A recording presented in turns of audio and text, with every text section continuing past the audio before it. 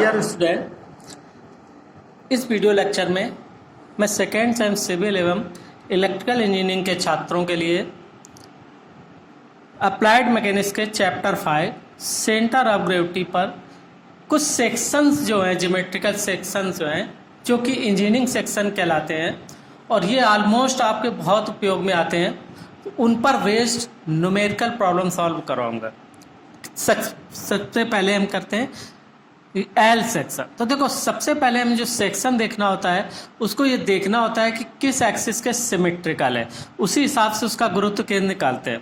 इसमें क्या होता है कि जो दो सेक्शन हमने आपको बताए थे, टी सेक्शन और आई सेक्शन, ये हमेशा वाई एक्सिस के सिमेट्रिकल होते हैं, तो इसलिए इसमें एक्स बार नहीं निकालते, सिर्फ वाई बार निकालते हैं। यानी वाई बार क्या होती है कि जो एक्स एक्सिस से गुरुत्व केंद्र की दूरी, तो एक्स एक्सिस कहाँ मानते हैं, सबसे लोएस्ट पॉइंट पर मानते हैं लाइन पर, और वाई एक्सिस कहाँ मानते हैं, लेफ्ट साइड में सबसे किनारे जो उस सेक्शन है। तो एल सेक्शन किसी के सापेक्ष सिमेट्रिकल नहीं होता, इसलिए इसमें एक्स बार और वाई बार दोनों निकाले जाएंगे। इसी प्रकार चैनल सेक्शन जो होता है ये भी किसी एक्सिस के सिमेट्रिकल नहीं होता, इसलिए इसमें भी एक्स बार और वाई बार दोनों निकाले जाएंगे। सिर्फ टी सेक्शन और आई सेक्शन ऐसे हैं जो कि वाई एक्सिस के सिमेट्रिकल होते हैं, इसलिए इनमें केवल वाई बार माने जाते हैं, निकाला जाता है। तो देखो, सबसे पहले हम क्वेश्चन को देखते हैं सेक्शन, जैसे एल सेक्शन।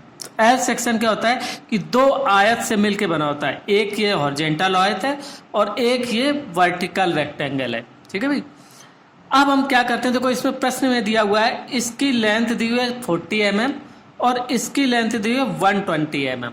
ठीक है भाई, तो अब हम इसमें ये आयत अगर रेक्टेंगल अलग निकाल लेंगे तो इसका एरिया हो जाएगा 40 × 10 A1। ये हमने निकाल लिया। सबसे पहला काम तो एरिया निकालना, तो A1 निकालना है। तो A1 बराबर क्या हो जाएगा कि अब यहाँ पर चलो हमने इसको A1 माना है, HCBA को, तो ये A1 हो गया कितना, ये 120 में से 10 कम कर दिया, केवल ये दूरी इंटू ये दूरी, तो कितना हो गया 120 - 10 × 10, तो ये mm²। A2 बराबर क्या हो गया, ये 40 है और ये 10 है, तो A2 बराबर 40 × 10 यानी 400 mm²। तो सबसे पहला काम A1 A2 निकाल लिया। अब दूसरा काम क्या है कि इसका मध्य बिंदु निकालते हैं, तो ये यहाँ से 5 होगा। इसका मध्य बिंदु, इतने का मध्य बिंदु निकालते हैं, तो 120 से 110 का आधा, ये कितना हो जाएगा, इतना 55 और इतना भी 55। और जब एक्स एक्सिस निकालते हैं तो इसका आधा, तो ये यहाँ से 5 होगा ही। यानी जब वाई अच्छे से दूरी लेंगे, तो सबसे पहले हम क्या करते हैं कि वाई अच्छे से दूरी मान लो लेना है, तो x1 बराबर क्या हो जाएगा इसका, चूंकि ये 10 है तो इसके हाफ, ये यहाँ से यहाँ तक की दूरी कितनी होगी 5 mm से। ठीक है, 10 mm है तो 5 mm होगी, सेंटीमीटर नहीं होगी भैया, 5 mm, क्योंकि 10 mm है। इसी तरह एक्स एक्स से दूरी, एक्स एक्स से अब दूरी लेना है, तो ये हो गई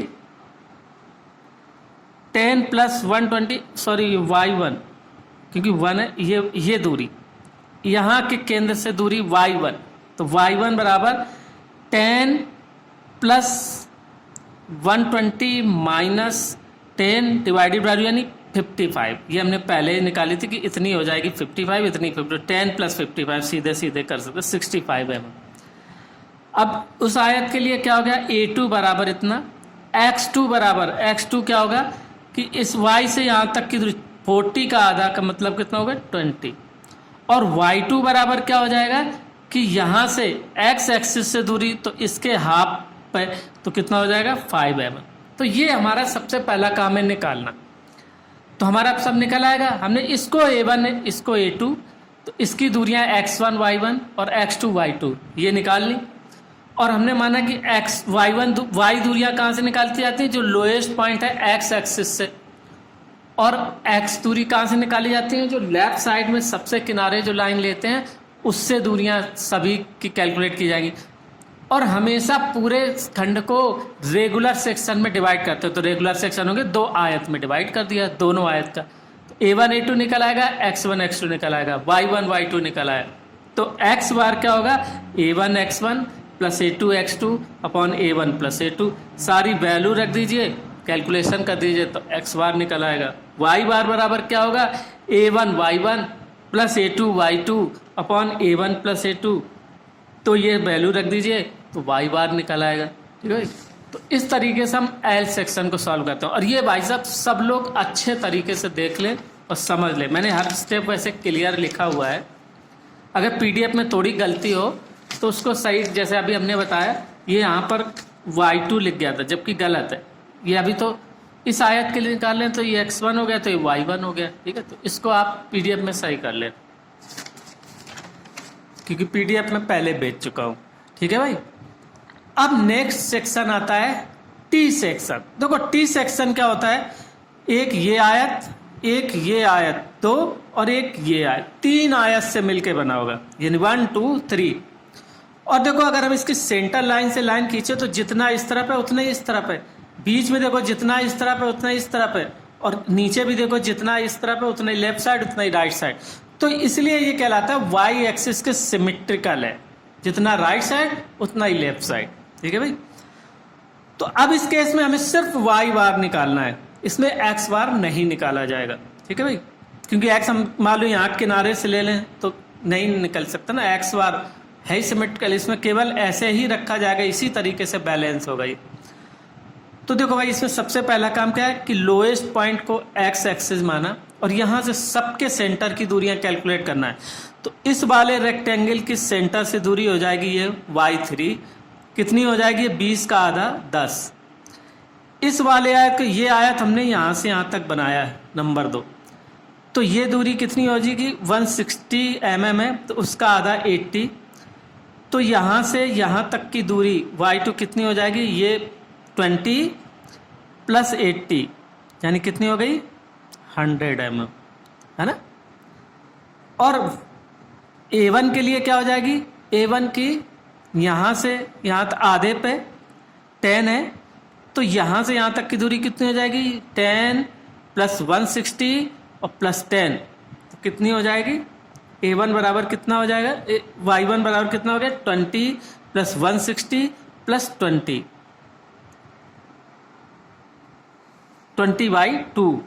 ये टोटल 20 है तो उसका आधा, तो यहाँ से यहाँ तक की दूरी y1, तो y1 बराबर हो गया 20 प्लस ये दूरी और प्लस आधी ये दूरी, क्योंकि हर रेक्टेंगल के सेंटर से दूरी लेनी है एक्स एक्सिस से। तो ये हमारी लोएस्ट पॉइंट पर एक्स एक्सिस है, तो यहीं से सारे रेक्टेंगल की जो वर्टिकल डिस्टेंस है वो ली जाएगी। ठीक है भाई, तो A1 निकाल लिया कितना 20 इंटू ये दूरी कितनी 120, 20 इंटू 120 2400 mm स्क्वायर। इसके एक्स एक्सिस से दूरी y1 बराबर 190 mm आ गई। अब आयत नंबर 2 के लिए 160 इंटू 20, तो एरिया A2 बराबर 160 इंटू 20 और y2 बराबर क्या हो गया, यहाँ से यहाँ तक की दूरी, तो दूरी कितनी होगी ये प्लस ये किसका, इसका आधा, यानी 160 है इतनी दूरी, तो आधा हो गया 80। हमेशा ये देखना कि उतने आयत की टोटल ये लेंथ कितने, उसके हाफ से दूरी कैलकुलेट करनी है। तो इसी तरीके से A3 तो y3 इसी का आधा 10 हो गया, A3 बराबर हो गया 200 इंटू 20 यानी 400 mm स्क्वायर। तो अब सारे एरिया निकल आए और सभी की एक्सिस से दूरी निकल आई। तो अब आपका y बार बराबर वही है A1 y1 plus A2 y2 plus A3 y3 upon A1 plus A2 plus A3। तो ये इसी फार्मूले में मान रखने के कैलकुलेशन आप करेंगे तो y बार का मान निकल आया। तो ये होता है टी सेक्शन। टी सेक्शन में क्या करते हैं कि लोएस्ट पॉइंट को जो एक्स एक्सिस मानते हैं वहीं से सारी दूरियां कैलकुलेट की जाती हैं, तो इसमें सिर्फ वाई बार निकाला जाता है। तो जो सेक्शन वाई एक्सिस के सिमेट्रिकल होता है उसमें सिर्फ वाई बार निकालेंगे, जो सेक्शन सिर्फ एक्स एक्सिस के सिमेट्रिकल होता है उसमें सिर्फ एक्स बार निकालेंगे, और जो सेक्शन किसी एक्सिस के सिमेट्रिकल नहीं होता उसमें दोनों चीज निकालेंगे, एक्स बार एंड वाई बार दोनों निकालेंगे। अब जैसे तीसरा टी सेक्शन है, और ये सेक्शन बहुत इंपॉर्टेंट है। दिस सेक्शन और कॉल्ड द इंजीनियरिंग सेक्शन। है ना। तो ये इंजीनियरिंग क्रॉस सेक्शंस हैं, इसलिए ये हर जगह यूज होंगे। अब मान लो टी काट का ये कोई टी क्रॉस सेक्शन दिखाया गया, टी में केवल 2 आयत होंगे, एक ये वाला और एक ये वाला, और लोएस्ट पे हम एक्स डायरेक्शन मानेंगे। अब यहीं से सबकी दूरियां कैलकुलेट होंगी। तो ये आयत जो होगा 80 mm है और इसकी ये चौड़ाई है 10 mm। तो 80 का आधा इसका ये पॉइंट कहलाएगा इसका केंद्र। तो यहाँ से दूरी हो गई y1। आयत नंबर 2 के लिए ये 10 है, तो इसका आधा यहाँ से हो गया 5। तो x से दूरी जो हो जाएगी कितनी होगी, 80 + 5 यानी 85 mm। तो वही चीज़ होगी। देखो a1 बराबर, a1 इसको माना है ये 80 × 10, केंद्र से दूरी y1 बराबर 80 का आधा 40, तो ये हो जाएगी 40 mm, है ना। ये यहाँ पर ये बराबर 40 mm। अब आयत 2 का क्षेत्रफल A2 बराबर 10 × 40, तो 400 mm, 400 mm स्क्वायर क्योंकि एरिया है। और y2 बराबर 80 + 10y2 यानी 85। तो y बार बराबर आप निकाल सकते हैं, ठीक है। अब चौथा सेक्शन आता है, चौथा सेक्शन है चैनल सेक्शन। चैनल सेक्शन का गुरुत्व केंद्र निकालना है। तो चैनल सेक्शन क्या होता है, किसी भी एक्सिस के ये भी सिमेट्रिकल नहीं होता, यानी चैनल सेक्शन भी किसी एक्सिस के सिमेट्रिकल नहीं होता। तो इसका गुरुत्व केंद्र हमें कैसे निकालेंगे, इसमें भी एक्स बार और वाई बार दोनों निकालेंगे।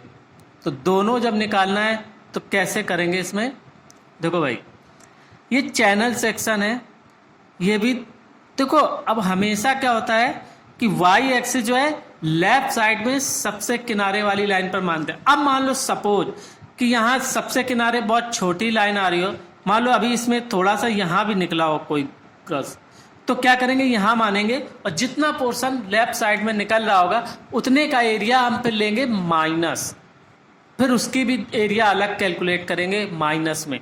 तो जो प्लस प्लस है वो प्लस करेंगे, जो माइनस है क्योंकि क्या होता है सिग्मा ए आई वाई आई अपॉन सिग्मा ए, सिग्मा ए आई एक्स आई अपॉन सिग्मा ए। सिग्मा का मतलब क्या है कि जो एरिया होते हैं वो जो भी मोमेंट है वो पॉजिटिव एंड नेगेटिव, तो नेचुरली जब इस डायरेक्शन में निकलेगा तो नेगेटिव हो जाएगा, ठीक है भाई। इस डायरेक्शन में होगा तो पॉजिटिव होगा। तो अब ये 3 आयत से मिलके बना है, अब 3 आयत से मिलके बना है, यानी 1 2 2 यहाँ से लिया और 3। अब देखो सबकी डायमेंशन दिए, सबसे पहले देखते हैं कि ये यहाँ से यहाँ तक 50 mm दी है और यहाँ से यहाँ तक 15 mm दी है। ये चीज़ जो है ये 70 mm है और ये 15 ही है, ये 50 है और ये 15 है। तो सीधे सीधे A1 बराबर 50 × 15, A2 बराबर 70 × 15, A3 बराबर 50 × 15। A1 A2 A3 तो निकाला है। अब सबकी दूरियां निकालनी है, तो आयत नंबर 1 लेंगे, मान लो वाई एस से दूरी x1, यहाँ से इसकी दूरी, तो यानी यहाँ से यहाँ तक का जो मध्य बिंदु होगा, यानी 50 का आधा 25।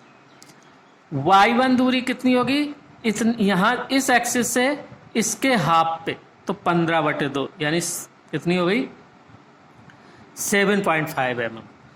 आयत नंबर 2 के लिए, अब इस 2 के लिए क्या होगा, देखो x1 होगी यहाँ से आधे पे, 15 का आधा 7.5, और y2 दूरी जो होगी ये जो आधा है यहाँ से दूरी y2 कितनी होगी, ये 15 है प्लस इस 70 का आधा 35, तो 15 + 35 बराबर 50 है। आयत नंबर 3 के लिए, ये 3 के लिए यहाँ से देखा जाएगा तो इस 50 का आधा 25, x3 बराबर 25 होगा, और y3 बराबर हो गया 15 + 70 + 15/2, तो 92.5 mm आ गया। 15 + 70 + 15/2, इस यहाँ से दूरी लेनी है ना ये। तो अब सब दूरी निकाल आई तो इसमें x बार भी निकल आएगा और y बार भी निकल आएगा। तो चैनल सेक्शन में दोनों चीज निकालते हैं, x bar and y bar both. अब मान लो इसी तरीके से कोई और क्रॉस सेक्शन हो, जैसे मान लो चैनल की तरीके का ये एक और क्रॉस सेक्शन होता है कि मान लो ये क्रॉस सेक्शन है ऐसे,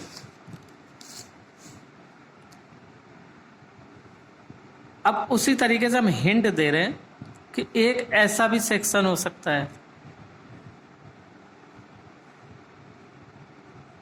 this is also the channel section. अब देखो इस केस में क्या करेंगे, तो देखो लोएस्ट पॉइंट पर एक्स एक्सिस तो लेंगे, लेकिन यहाँ वाई एक्सिस में दिक्कत है, तो वाई एक्सिस इसको लेंगे। अब हम एक आयत तो ये लेंगे और एक आयत ये लेंगे और एक तीसरा आयत ये लेंगे, तो अब इसके मध्यबिंदु और यहाँ से दूरियां ऐसे कैलकुलेट करेंगे। ये मान लो हमने A3 ले लिया, तो ये Y3 हो गई और ये यहाँ से यहाँ तक की दूरी हो गई X3। इसको ले लिया तो इसके हाफ पे यहाँ से दूरी हो गई, ये मान लो 2 नंबर लिया है तो ये हो गई Y2, और यहाँ से इसके आधे पे ये दूरी हो गई, इतनी दूरी हो गई ये X2। इस वाले में तो कोई प्रॉब्लम नहीं है, ये हो गई Y1 और यहाँ से इसके आधा लेंगे, ये हो गई दूरी X1। अब यहाँ पर देखो क्या होगा कि X1 और X2, Y1 और Y2 ये तो होंगे पॉजिटिव, और क्या होगा कि X3 और Y3 और A3 ये हो गया नेगेटिव। तब इसमें देखो जो फार्मूला लगेगा, देखो x बार बराबर A1 X1 plus A2 X2, बस इसमें हो जाएगा माइनस A3 X3 और divided by A1 plus A2 minus A3। अगर सेक्शन ऐसा बन गया तो अब इस तरीके का कोई सेक्शन है अगर, तो आप अपनी किताब में देखें और उसको कोशिश करें सॉल्व करने की, ठीक है भाई। सिमिलरली y बार बराबर क्या हो जाएगा, A1 Y1 plus A2 Y2 minus A3 Y3 upon A1 plus A2 minus A3, ठीक है। कि अगर किसी केस में इस तरीके का सेक्शन आ गया कि हमें y एक्सिस मानने में, अब y एक्सिस यहाँ तो नहीं मान सकते, मोस्टली यहीं से लेंगे क्योंकि अब यहाँ पर ये दो पॉजिटिव हो जाएंगे, केवल इतना आयत जो होगा वो नेगेटिव होगा। अब जो भी डिस्टेंसेस दी हो उन डिस्टेंसेस के हिसाब से मैनेज करके इनको निकाल सकते हो, आपकी कितने से कितनी दूरी तक की x1 x2। मेन मकसद है हमारा कि x एक्सिस से और y एक्सिस से हमें z ये दूरियां निकालना, x1 x2 x3 y1 y2 y3, इस तरीके से सॉल्व करेंगे तो कभी गलत नहीं होगा। आप ध्यान रखें, देखो चैनल में इस सारा इसी तरफ है तो A1 A2 A3 सब पॉजिटिव ही होगा।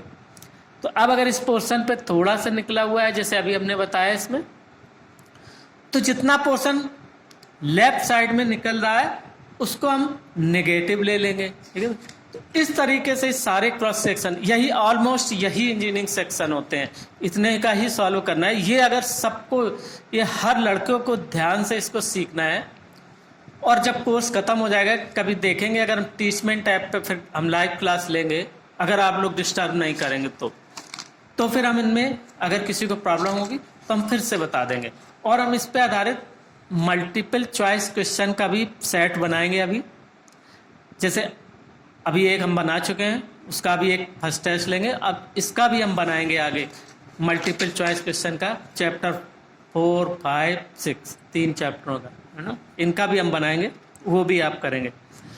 अब इसी तरीके से देखो अगर कोई सॉलिड है, तो हमने सॉलिड के केस में कहा था कि उसका हम वॉल्यूम निकालते हैं, तो ऑलमोस्ट कभी बाई चांस कोई आ जाए, जैसे ये सॉलिड है, अब इस सॉलिड में हमने क्या किया, इतना तो सिलेंडर ले लिया और इतना शंकु ले लिया, यानी 2।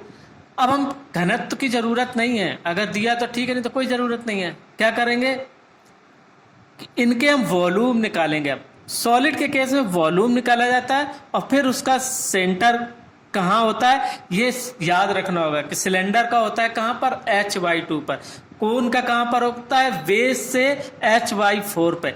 तो अब दूरी x एक्सिस से कहाँ से ली जाएगी, इतनी प्लस h जो 21/4 है ना। तो देखो, और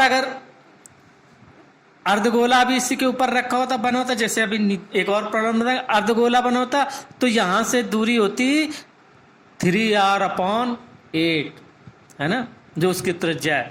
तो वो पॉइंट टिप अगर याद रखोगे तो अपने आप अप्लाई करते जाओगे।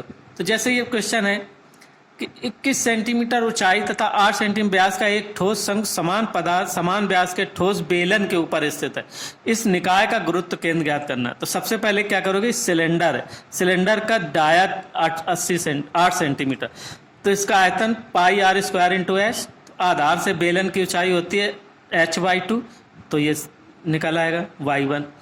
शंकु के लिए क्या निकलेगा, V2 बराबर 1/3 πr² × h होता है, क्योंकि शंकु का आयतन होता है 1/3 πr² × h। तो ये आपका निकल आया इतना। अब इस पे शंकु के केंद्र तक की दूरी निकालना है, तो क्या होगा, ये दूरी तो आई है। अब शंकु के आधार से जो दूरी निकाली है वो अभी हमने जब सॉलिड वाले निकालना आपको बताए थे तो शंकु की हमने कहा था ये याद रखना है, वो h/4 पे होता है। तो यहां से जब दूरी हम निकालेंगे x एक्सिस से, तो ये प्लस h/4, तो देखो 10 + 21/4 बराबर ये सेंटीमीटर। तो बस यही चीज ध्यान रखना है। और सॉलिड के केस में हमेशा y बार ही निकाला जाता है, क्योंकि इस तरीके से जो सॉलिड बॉडी रखी है तो हमेशा y बार निकालेगा, क्योंकि ये x एक्सिस में तो ये x बार निकालने की जरूरत ही नहीं है, क्योंकि ये x एक्सिस के सिमेट्रिकल होते हैं ऑलमोस्ट। ठीक है भाई, तो y बार बराबर वही v1। अब यहाँ एरिया नहीं यूज करते, सॉलिड के केस में क्या यूज करेंगे, वॉल्यूम यूज करेंगे, यानी v1 y1 + v2 y2 upon v1 + v2। तो ये y बार बराबर, तो ये कुछ ऐसे छोटे छोटे सरल टाइप के क्वेश्चन है और इनको सीखना आपको बहुत जरूरी है।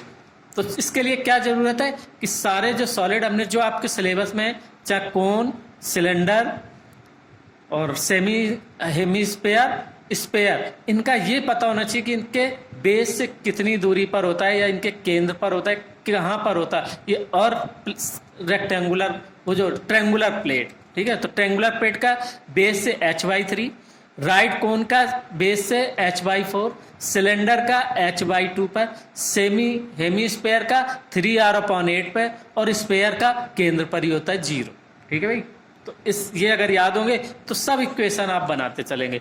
केवल ज्योमेट्रिकल शेप है तो एरिया निकालें और x1 y1 जो निकालना होगा xy, और अगर सॉलिड है तो वॉल्यूम निकालें और लोएस्ट पॉइंट से केवल y दूरियां निकालें, क्योंकि इसमें केवल y बार निकालना होता है। ठीक है भाई, तो अब आप इतने का अच्छे से प्रैक्टिस कर लें। अब अगले वीडियो लेक्चर में हम कुछ रिमूवल सेक्शन का करना और सिखाएंगे आपको, फिर ये चैप्टर खत्म हो जाएगा। ठीक है, ये 5वां चैप्टर, फिर लास्ट 6वां बचेगा क्यों। तो अब नेक्स्ट वीडियो लेक्चर में आपको मैं बताऊंगा कि रिमूवल सेक्शन का गुरुत्व केंद्र कैसे निकालते हैं। कि मान लो एक कोई रेक्टेंगल बना था, वहां से कोई सर्किल निकाल दिया गया, काट के गोल छेद कर दिया, वहां से कोई ट्रायंगल निकाल दिया गया, तो उनका कैसे निकालते हैं। ठीक है भाई, आज के लिए इस वीडियो के लिए बस केवल इतना ही। Okay, thank you.